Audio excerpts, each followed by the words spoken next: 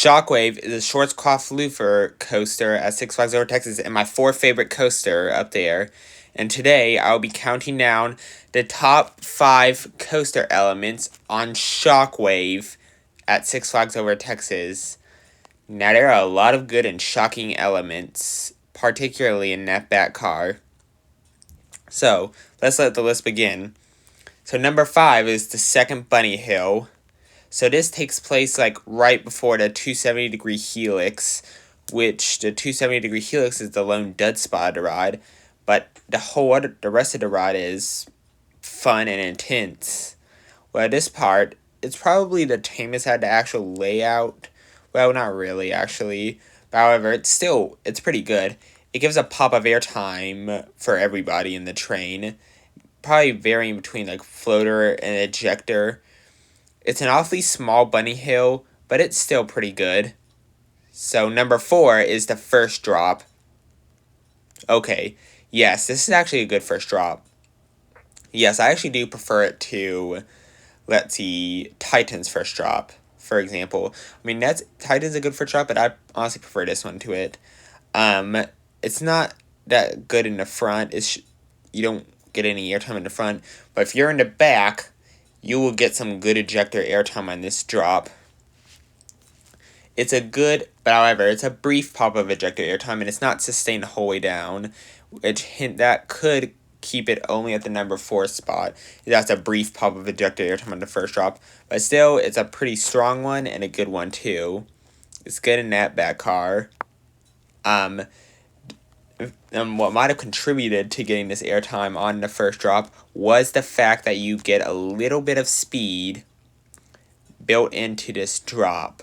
Like, unfortunately, what I think might have stopped it from being powerful like some other drop in this ride that apparently is no steeper than this one is probably because it went a little upwards, so that may have reduced the speed into it. Maybe if it had gone downwards or maybe had a dip right before it, it would have been strong like the drops I'm ahead of it.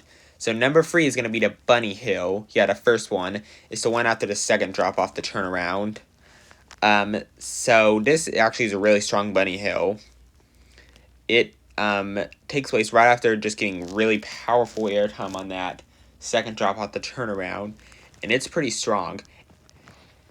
I was in the back car and I got some strong ejector airtime. I think no matter where you sit, you'll get some strong ejector airtime here.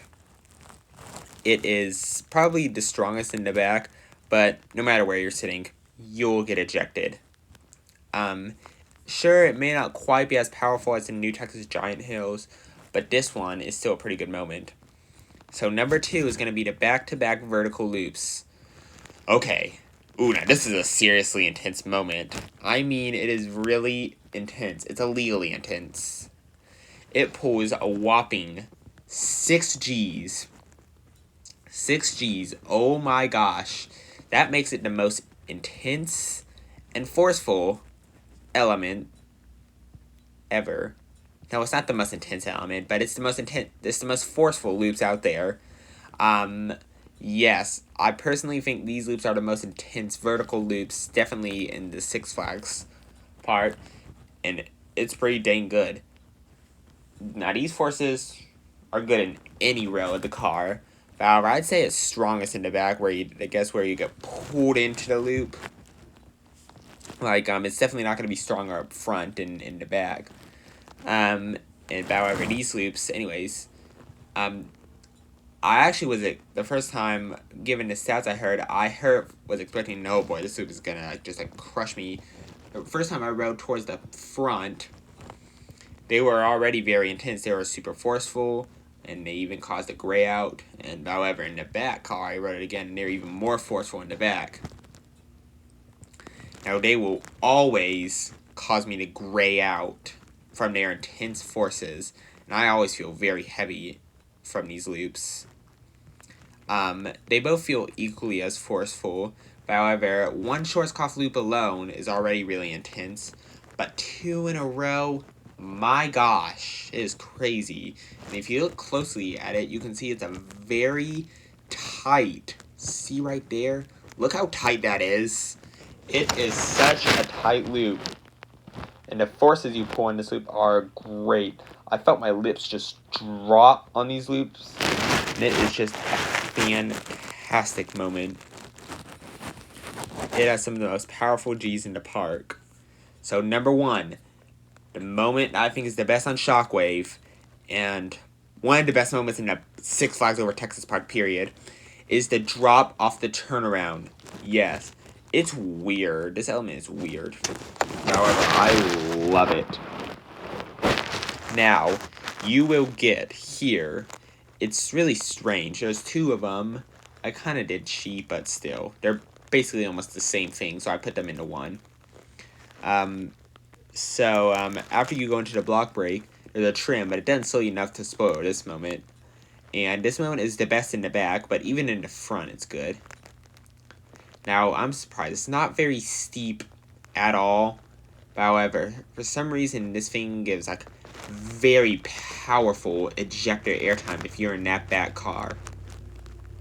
Heck, even the front will get some floater airtime here. It is so dang good. It's up there with the hills on New Texas Giant, just as strong, if not stronger. I mean, I don't prefer this over New Texas Giant's Rise Hope, but I think it's just as strong. Its individual moment is just as strong as New Texas Giant's airtime, if not stronger.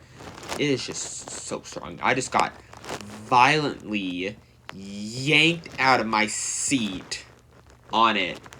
It was just the way I was it's just the way I was lifted out of my seat was just violent. It was like a very violent yank. And I can't. And my thighs always come up into the lap bar. I bet if I didn't have a restraint on, I would go flying out. It felt like it was gonna slam dunk me into the creek. It felt like it was gonna just toss me out of the train. It was so strong. I felt like it was gonna toss me out into the creek that's next door. That's how strong it is.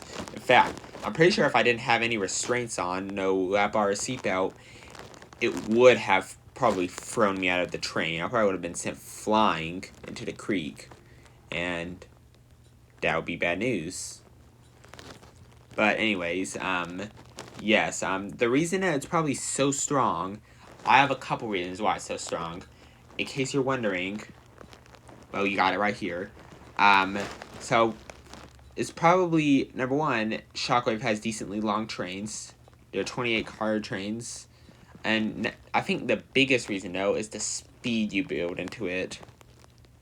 And probably the way it's profiled, too. Like, if you look at it, you can see it, like, it really descends a really good way into the drop. However, I think the biggest reason is the speed you build into this drop. You enter it with a full head of speed. Like, not... Unfortunately, the trim does trim you a little bit. I'm curious to see how strong it will be without that trim. But even with the trim, it's incredible still. However, I still think they should remove the trims. However, I loved it, and I think it's probably because of the speed you go into it. That's probably why it's so powerful. So anyways, those are my favorite elements of Shockwave. What are yours? Please subscribe to my YouTube channel for more cool videos.